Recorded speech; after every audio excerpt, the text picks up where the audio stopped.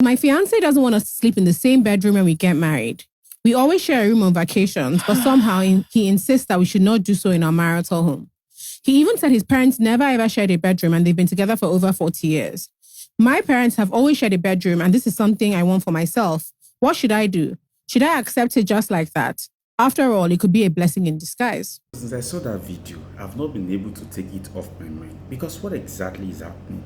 So you guys have been sleeping in the same room since you've been dating, but now that you want to get married, she's saying that she doesn't want you to share the same room.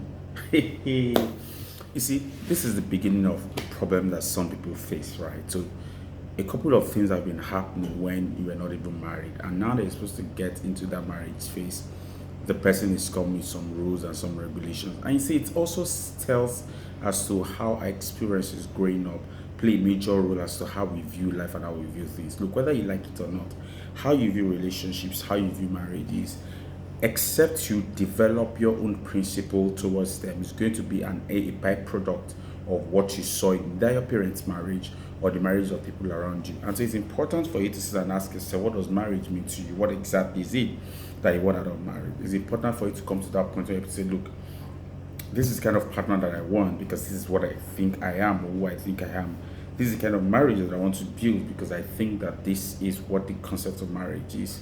You see, sometimes in relationships, we allow certain things to happen, we allow them to fester, and if we don't nip them in the bud quickly enough, they become issues or become problems for us. And so it's important, and I often say this to people, whether friends or in therapy classes, that what you would not allow in your marriage, do not encourage it while you're dating that person, because it becomes difficult to tell the person no, because while you were dating you allowed it to happen or you were doing them. And so it's important that you have clearly defined lines and clearly defined principles that says, look, these are the lines I will not cross, these are the things that I cannot do, these are the things that I can do, right? And when you have those conversations, both of you are able to tell yourself that this is how far you can go, this is how far you cannot go. But I say the moment you allow it in your relationship, it's going to take serious work for it not to happen in your marriage. And this is why, and let's even bring it down, right? The idea of a couple having separate rooms, husband has his own room, wife has his own room, defeats the necessary idea behind being a couple. Because being a couple means that you're coupling together, you're coming together, right? That's what being a couple means. And you see, how do you resolve conflict? I remember, growing up, parents used to joke that when the bed is too big, right, and you have conflict, it's difficult for you to resolve. When you have a small bed as a couple, by the time your body touches each other 1, 2, 3 times, you'll be forced to have conversations about those things that you are necessarily not having conversations about, that you are running away from.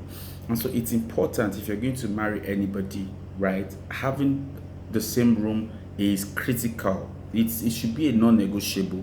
You may come for me for that, but that's the honest truth. If you choose to have a study or to have your personal room, because just imagine that you go to his room, right, and after the whole thing, he tells you now you can go to your room. Like, how does that sound? It's like you've come from your own house to your boyfriend's house, and then after visit says, are you not going home today? So imagine that you go to the room in the same house, and after doing the things that couples do, after the sexual relations and everything, then it's like, hey, what are you still doing here? And you're like, but this is my husband. And says, no, you go to your own room.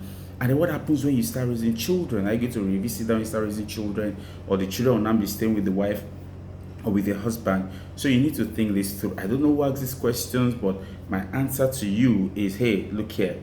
This is the time to make your position known. This is not any blessing in disguise. Well, maybe blessing in disguise for you to know that you should move away from that relationship or continue. But hey, do not entertain it. Thank you.